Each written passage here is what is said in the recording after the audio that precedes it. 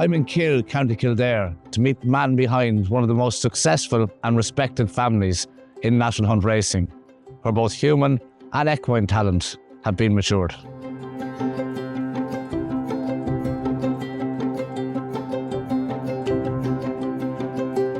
Ted, thanks for having me in. That's a pleasure, Robbie. Always good to see you. Tell me, where did it all begin?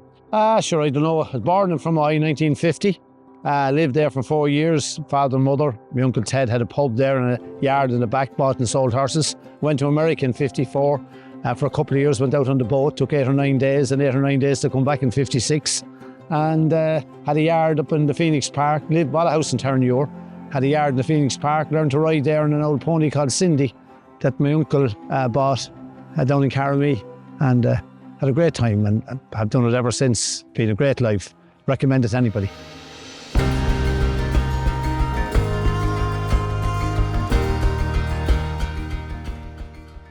Ted, we start with your career as a jockey, 11 times champion amateur. You rode your first winner in... Make sure you keep it a jockey, amateur jockey. Bit of a difference. You rode your first winner in 1969, and was it 3 years you were riding before you rode your first winner? I got my licence in 66. Didn't even weigh back in. 67, didn't weigh back in, rode a bunch of, lot of them, but good few horses. 67, 68, still rode no winner. Managed to ride a point winner. Dead heated with Desi McDonough in a race for fellas that hadn't ridden 3 winners up at Old Town point to point. Two of us dead heated, and that was the first smell of a winner I got. I rode a few point winners. And then 1969, I rode a horse that I'd won a few point on called Bucra Brega, won a Hunter's Chase with him in Limerick. St. Patrick's Day, 1969, first time I rode a winner. Here fellas now saying, I'm riding for 12 months, I never rode a winner. I had 30 rides, I never rode a winner. I said, my heart bleeds for 3.5 years before I rode a winner. It made you appreciate it an awful lot more, I did. Appreciate everything I got, I appreciated. Nothing was fell in my way anyhow, but anyway, I wasn't much good either, though. I'd say it was ordinary. And rode a few winners then and got a bit better. Ordinary, you might say, I think it's a bit of an understatement, but 11 times champion amateur, as I said, 4 Cheltenham Festival winners. Obviously, Hillyway in the champion chase, the highlight of them for you? Or? Yeah, definitely. To ride a Cheltenham winner in the first place, to have a ride in Cheltenham was the big thing. I remember all... in an era where there wasn't many Irish winners at the Cheltenham Festival. No, a lot of the races were confined to people in England as well, the Hunter's Chase and things like that. And there were 6 races each day, 3 races, 18. There probably only about 15 races open to professional jockeys. And that's why the numbers were down as well too. I'd come from a time when my father and my Uncle Ted used to talk about Vincent O'Brien winning all before him, 12 or 13, what's now the Supreme Novices, lost their hurls and 4 Gold Cups and 3 in a row and 3 champion hurls and the National Hunt Chase and all them. And of course I was reared up in that time in the early 60s, we had Arkle and Flying Bolt and all the Draper horses. So I thought this was the norm. I watched Daring Run, another very good horse you rode, was 1, 2 Schweppes hurdles. Yeah, they were the Irish champion hurl at Leopardstown. Yeah. It was the sweeps hurl, but it was the Irish champion hurl, what they call, whatever they call it now. Won 2 of them on him and won 2 of the Martel hurl at Liverpool. And I think it was entry. Placed on him in a champion hurl, fell off him in another champion hurl. And Sea Pigeon beat me. I was only 3rd. Pollardstown was 2nd. Best horse I rode, it definitely was him for me anyway. I rode a lot of good horses on the way up. I rode Brown Lad when he won his bumpers. Rode Monksfield with Desi McDonough one day in an amateur hurl. They were great horses to even get your leg across. Rode a few lovely horses for Drapers over the years on the way up, like bumper horses and that. Rode Lochina to win it. The Story was a hell of a good horse. Managed to get on a few good horses. Galmoy won a couple of times at Cheltenham. A lot of good bumper horses that I met on the way up, which lads are doing today, and they go on to be something better. But being an amateur then, I didn't ride them much after that. I go back to, we talked about it before. I remember one of the bits of advice you gave to me in my very early days was I rode a winner for Jessica Harrington for my parents in a maiden hurdle in Punchestown. I beat a horse of yours with Ruby up, and that weekend I was riding a horse in a bumper for Ger Lyons, and you caught me coming out of the weigh room after racing and said to me, when was I going to turn professional? And I said, I don't know. And you told me to go away, get a professional licence, get out, get some experience. Does Ted Walsh regret ever not turning professional, or Oh yeah, Yeah. definitely. It was a mistake. I was probably safe as an amateur. I wasn't good enough early on. Now I was at home and I was agricultural a bit. But as I got on, I should have turned professional because I mightn't have been a Tommy Carberry or a Frank Berry, but I would have been as good as a lot of the others, and I would have got a lot of rides and it would have improved me. I do regret it because you got no. I rode 4 winners at Shelton, but only one of them was against professionals. The other was 2 Kim Ewers and a Fox Hunters, and I rode a lot of point winners and bumper winners and things like that. And only for Darren Run coming along. I won 2 Irish champion hurls on him and 2 Martel hurls on him. But basically, if you were going to get a ride, you'd be 6th or 7th on the pecking order. Never got a ride in the Gold Cup. Rode 1 ride in English National.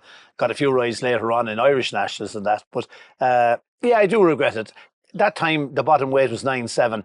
And fellas will say, no, you couldn't make a living if you couldn't do less than 10 stone.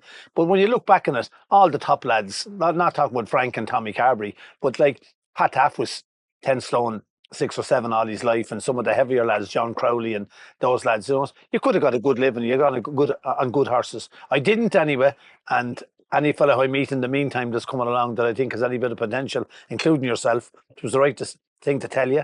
Davy Russell the same way. I remember him saying to me one day, I was thinking of turning professional. Don't think about it. I said, just turn. He was plenty good enough, which he proved. More than good enough. But like, I'd advise anyone. When Ruby came along as well, he was riding as an amateur for a couple of years, and he said, I'd like to be turned professional. I gave him every encouragement. So you turn. I said, go on and do it. And sure, it was the right decision for him as well. It's if you're very heavy or big or that kind of thing, and you're not going to do less than 11 stone, I could imagine 11.5 or 6. But I would say every fella should turn professional. You know, even looks at Jamie Conn and Derek O'Connor. I mean, they have no regrets. They were good, 2 successful amateurs, but they would have been 2 brilliant professionals as well too. 100%, and it just goes to show nowadays as well. Look at Keith Donaghu's a great example for jockeys. Yeah, he can't do any less than 11 stone, and he's making a very good living and carving a good career out of it. All the good horses, very few horses. I remember when Ruby was going to turn professional, Alan Sweetman did a survey on weights and what races. The percentage of horses that win with bottom weights are nil. Yeah, nil. Like all the good horses win with good weights on the back. The good races. And fellas say, oh, you can't do the 9'7" or the 9'12" horse unless he's been cheating and he's well handicapped. Very few of them ever win. It's the good horses, the high up the handicap horses win. Load of absolute poppycock. It was in that conversation we had in Navan that day when you were telling me to turn professional, and I said, oh, I've struggled to do less than 10.7. You said, well, if he's got less than 10.7, he's probably not worth riding. Yeah, he's not. No, yeah. More than that, not worth riding. But fellas get the idea, oh, I wouldn't do that. Like, but it's only middle of the road horses have lightweights. It's like all the flat jockeys. You know, oh, he couldn't do 7.12, or he can't do 8.2. All the good races are 9 stone or 9 stone 2 or 3. You know, you're only riding. You might ride more winners if you're light, but better off turn, big man, whatever way it's you. Unless, as I said, unless you're ridiculously high. Do you know what I mean? Now, some fellas like the kind of a life. I was playing it safe.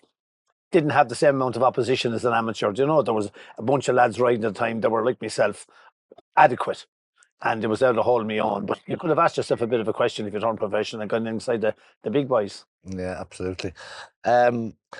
The transition was always going to be for you as a jockey to go train, and your father being very successful before you had the facilities. Was it always to go straight into training when you stopped riding?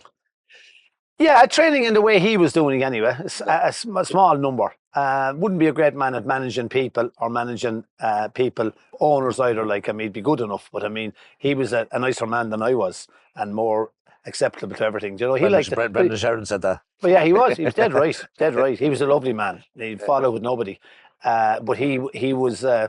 He bought and sold horses and made a good living at it. And that's what he did. And that's what I was doing as well too. A lot of the horses we had at the time that he had, like Golden Freeze and them horses like them, they were sold, Danny Harold, they were all sold to go to, got your bit of commission, and away he went and he was sold, and it was very good.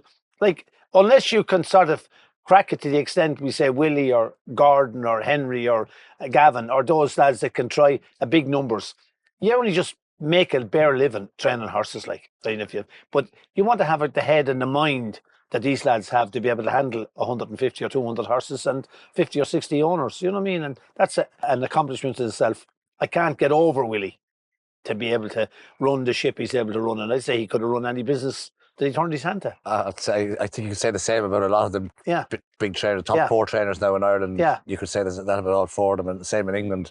It's a huge team behind one man to train that number of horses. Yeah, Brilliant. I think they're marvellous. They're great. They're great trainers. There's a lot of good trainers in Ireland. A lot of people that if they had them horses would do the same with them. But to actually get that amount of horses and be able to handle that amount of staff and that amount of paperwork and that amount of everything else and be able to delegate all the different jobs, it's a wonderful thing to do. But very few people have that ability to be able to manage all that and delegate. And that's what I think they're terrific at. Oh, yeah, exactly. Didn't take you quite as long to train your first winner as it did to ride your first winner. Rocked the prance in the Ballestas. Dad... was he your first runner? First runner. Dad got a touch of a heart attack or whatever you call it in New Year's Day in Tramore. He came home and he wasn't well and he died below in the kitchen or below in the bathroom. And I took over the licence then. And he was 70, younger than I am now. He was only 73. And... he was in great nick. We had a winner the day before at Punchestown. All the grandchildren were there, and myself and Brendan Brady and Helen, we were all in the picture, and he looked great. Lady Midas, Marty Davy rode her the last day at Punchestown, and 24 hours later, like he's dead. But that's the way life is. But no, I took over the yard, ran much the same again, bought and sold horses and trained a few, and then came in across a couple of good horses and enjoyed it. I can always remember a picture when I was very young at the time, Rocked the Prance in Leopardstown. Yeah. Brendan Sheridan Robbie took a heavy fall at the last. Yeah. Change in times. Yeah. The horse lay down for a while. Brendan got up with him and walked him from the last fence to the winning post to pick up second place prize money. Yeah, but there was 10,000 third. There was 10,000 to be third. Yeah. 10 grand, like, I mean, it took a bit of time to get up. And once he got into his feet, Percy Bannahan, Joe Bannahan's father, was the judge, and he stayed in the box. He stayed in the box. So once he classed him past the post, we let him walk past the post, and the owner got 10 grand for being third and didn't do the horse any harm. He walked up. Bit of to do about it afterwards. There was an old photographer fellow there, I can't think of his name now. I can, but I'm not going to mention him. Giving out a bit of flack about we getting the horse up and that, you know what I mean? But you get that no matter what you do. Oh, of course you do. Rock the Prance was the first. A lot of great horses have gone through your care since him. Comanche Court, Papillon, Seabass. Yeah, a lot of nice. So for a small yard with sort of 15 or 20 horses, we never had more than maybe 20. One or two at the most we had at one time, and but we had a few nice horses. They were good. Came across Dermot Desmond through JP McManus at a do one night in Cheltenham, and he asked me to go and buy a horse that might come back to Cheltenham, and bought Comanche Court off of Nicholas Clements. Won the Triumph Hurl, went back and was just got touched off in a Gold Cup. Won the Irish National in Cantor as a maiden. And Papillon was around the same time. Betty Moran, great woman, had a few horses always with my dad. And then bought a horse for young Ruby. She said to ride him. Papillon won the National. Then Rinkery came along.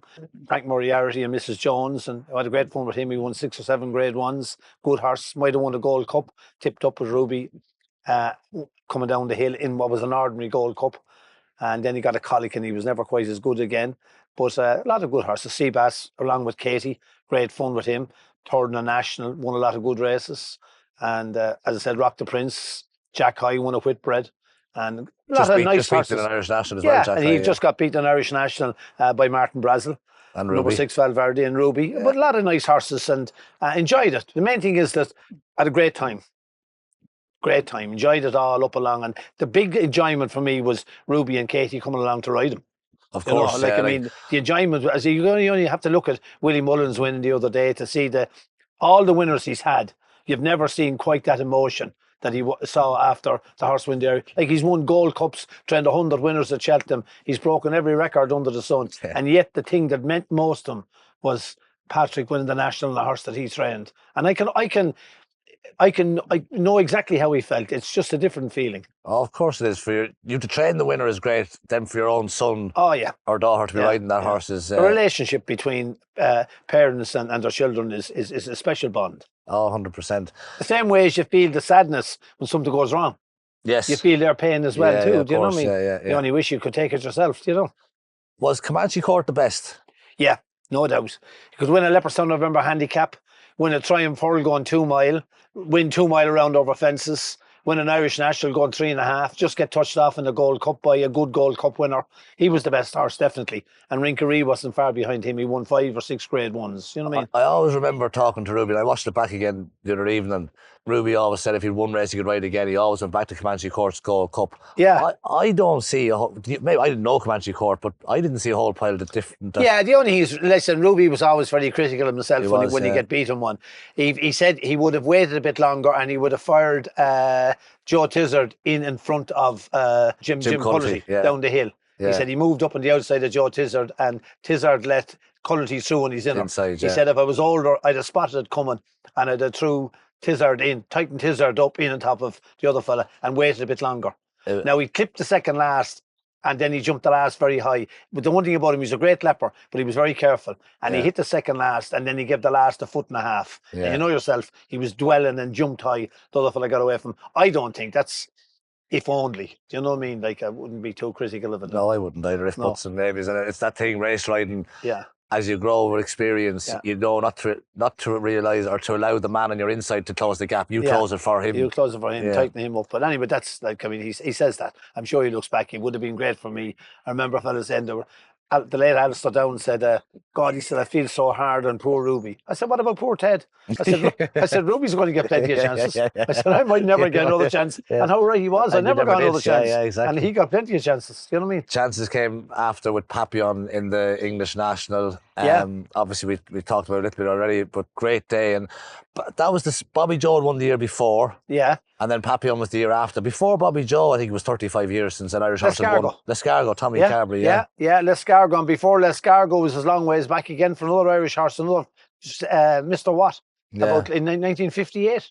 Yeah, I remember coming out to Rathcoole. My father brought me out. We were living in Terranure at the time. I came out to Rathcoole to see Mr. Watt walking up the street of Rathcoole after winning the National. Tossed Half's horse, 1958. Then it was Lescargo, 75 or 6. Yeah. And then on to 1999. Bobby Joe. And now we're winning it the same as it was raffle. Oh, yeah. It seems to be every year now. First, second, third, fourth and everything. But I remember all those years. I remember the great years at Cheltenham and the great years and the lean years and the great years again. But no one could have foreseen what's going to happen with Willie and Gordon and Henry and Gavin Cromwell, and they're only just the 4 top lads, but all the other lads were. We're a powerhouse here at the moment. You just hope that England will survive. The jumping in England will survive.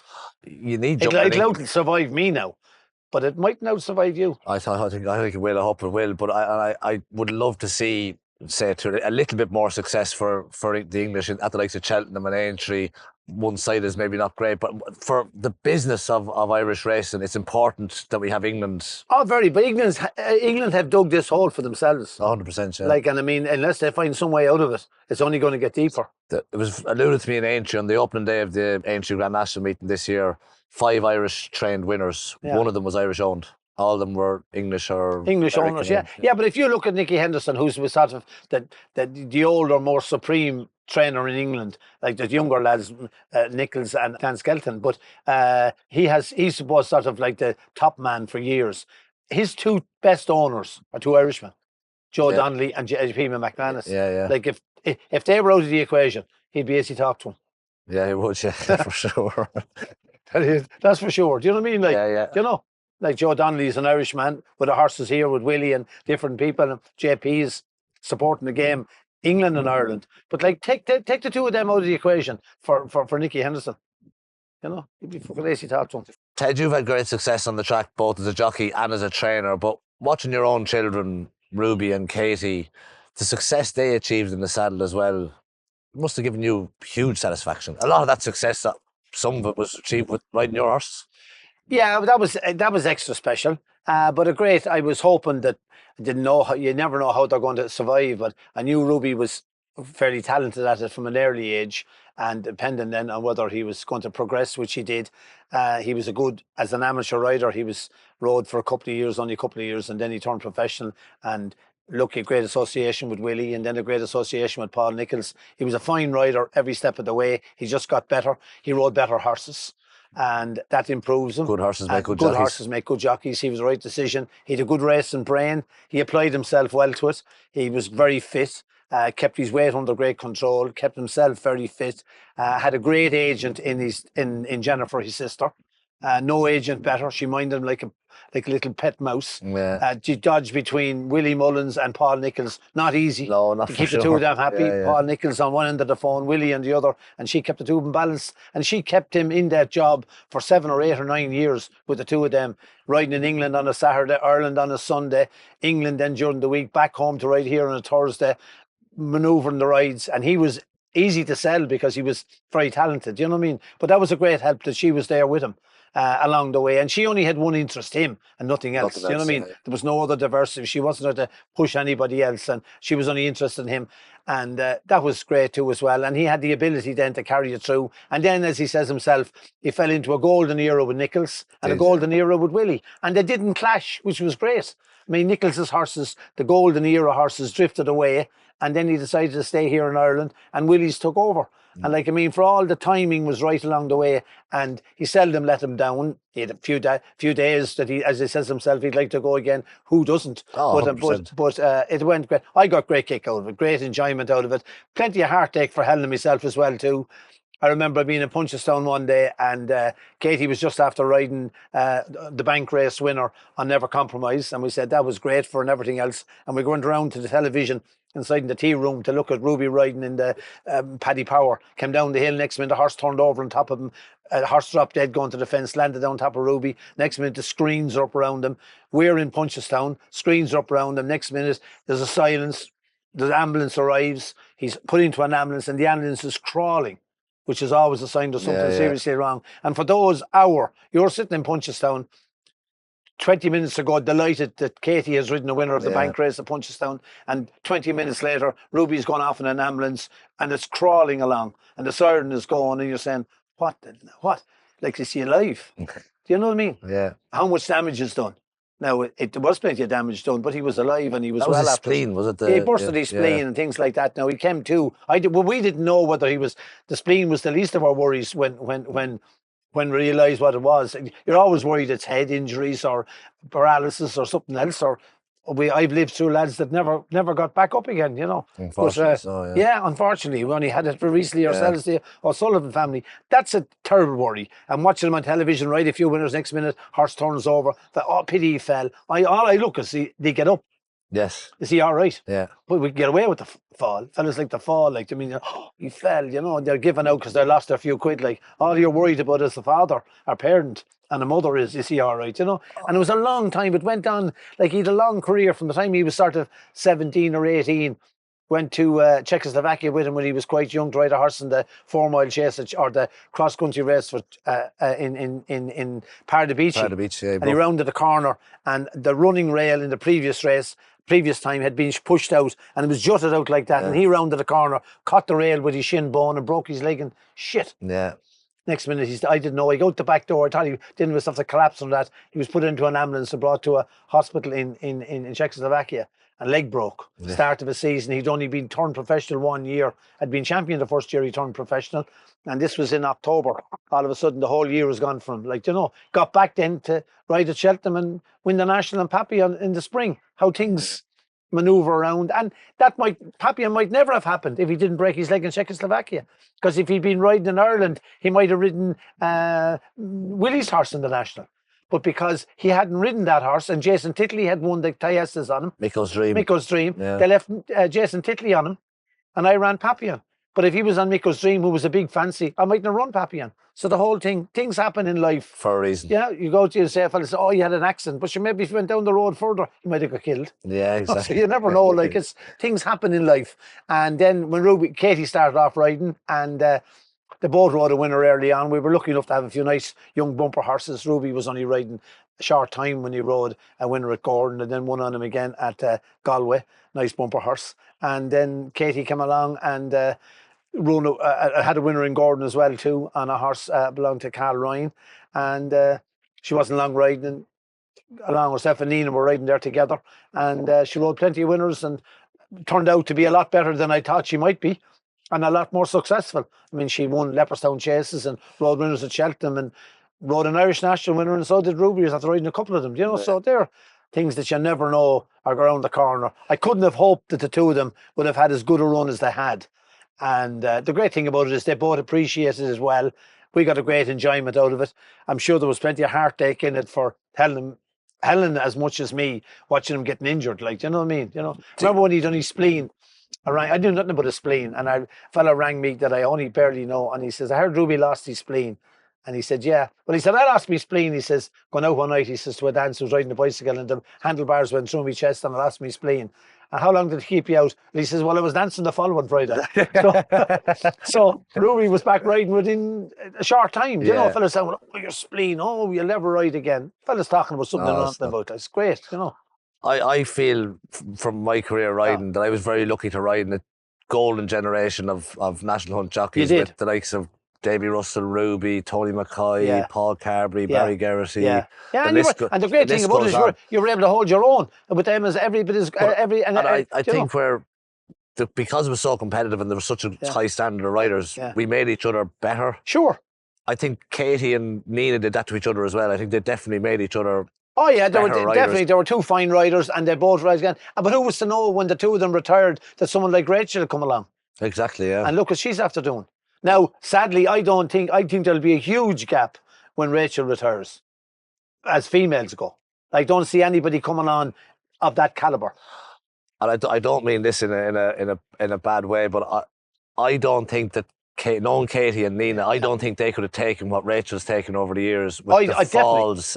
Definitely. There's very few. There's no female that I know riding in present time or in the past time that would have taken the falls that Rachel took. I saw her at Cheltenham getting hopped off the road like, and she's only a light 9 stone female. She's feminine in every way, you know, like she's not a big strong woman. She's a light frame, and to hop off the ground and get back up again. I saw her get a fall there in Clonmel one day, and the horse kicked back and broke her teeth and her top lip and everything else, and she got up together again, and like she's a lovely attractive young girl, keeps herself perfect. She's an example, great for females. Like, she's equally as good a rider on the right horse as anybody. Oh, she is, yeah. And she's got a great racing brain. But I just think when Rachel stops, the people who are looking at her now should enjoy her and say, I remember. Yeah. They're my age. They say, I remember Rachel Blackmore. Because there'll be a long time before there'll be another Rachel Blackmore. That's for sure. We thought when Nina and Katie retired that there'd be a gap, but she has filled that tenfold, you know what I mean?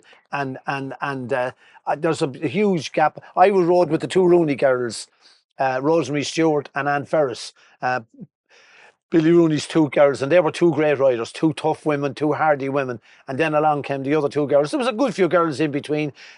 Jessica Fowler, she is, or Magner, she is now. Do you know what I mean? And there was a few there. Helen McDonough, Desi's mother, only rode in Pint of Pints, and different good women along. Derek O'Connor's mother was a great rider as well too. They didn't just go into the next level, but they were fine riders. The opportunities weren't there, and it's a male chauvinistic sort of a thing too as well. Racing, they're a bit doggy, you know. They just think that a lot of them think that women really shouldn't be at it. Like, it was great to see Jessie Harrington wipe their nose in it several times, you know. Like, they weren't. I remember when women couldn't get a license to ride, couldn't get a license to train, and Helen McDonough couldn't get a license to ride in races. She had a horse called Stale William, who won 35 or 6 Pint of Pints, and he couldn't run on the road. Well, he could have run on the rules, but she couldn't ride him. They wouldn't let her ride him. She had to. You couldn't get a license to ride. What a shower of bastards they all were that just do all that. But that's the way they were. You know what I mean? I think it's wonderful and it's great. Absolutely great. I'm surrounded by women now. I have 9 granddaughters and 1 grandson, and 2 granddaughters and 2 daughters of my own, and Helen. So I'm up for woman power every step of the way. If a fella was lucky enough to meet as many as I did, the right ones anyway. And women like Katie, Nina, Rachel have shown that women can achieve at the top level in national racing. Yeah, it's just that the frame of most women are, and most light people that can take the falls, you know what I mean? They get broke up. Thankfully, Rachel she got a few bad knocks, but that's what because they're lighter framed in general. Females are just lighter framed and hit the ground and big old horse rolling all over you. You know, not too bad he rolling all over, then he stands on you. Yeah, top exactly, of that, like, you know what I mean? Yeah. Maybe kicks you and you're going away. Fella's a lovely old horse. That day in 2000, April 2000, Papillon, Ruby riding in the English Grand National, heavily backed before the race as well. Yeah, there was a bit of chat. The lads who do the beforehand, John Frankham, that Jim McGrath, they were doing a thing in a pub that night about the preview of the national, and a couple of them went for him. And Tom Seagal went from on the racing posts. At the time, he was a big price, 33-1. We had a few quid on him here at 50-1 and 33-1, and that was it. I don't know how much, but he ended up nearly an 8 or 10-1 shot on the day. It didn't bother me. I was only thinking about the national. Ruby's first riding it. My second runner, I ran Rock the Princeton a few years previously. I was hoping Betty Moran had come from America to see him run. She wasn't anxious for him to run. She thought the national was a dangerous race, and she was worried about maybe Ruby would get hurt, and because she had bought him with the mind that Ruby would ride him. But anyway, putting all that aside, he ran. Everything went well. Jumped like a buck. Travelled well, and famous day. A day that I will probably it'll never be repeated for me. It could have been equalled if Seabass had won with Katie. Definitely, yeah. Yeah, would have been equal, but like that'll never be better because Ruby doesn't ride anymore, and I won't be around to see the grandchildren to get around to the national. But that would be it was a magic day. We had great celebrations. Came home and everything about it here in Kill. The whole lot was good. All that. Anybody that I liked or knew well was there. Yeah. And they were all the families were there. My sister was there and her husband and my pals from Kildare and all them. And it was just a magical time that we had all together. Came back here. The lads all came home that night. We didn't come till we came back with the boat or the horse the next morning. And Kill was alive. You had BBC and you had Sky and you had some other crowd here as well. And place was lit up and marched up and down the town. And she went on for 3 or 4 days. It was a magical time. I don't know if it. I thought it was great celebrations down in Loughlin Bridge the other night as well for Willie's horse, but this was instantaneous. How the people up in Rathotat had it the year before with Bobby Joe, but we were here basking in it, and it was a wonderful day. Very hard to repeat that again.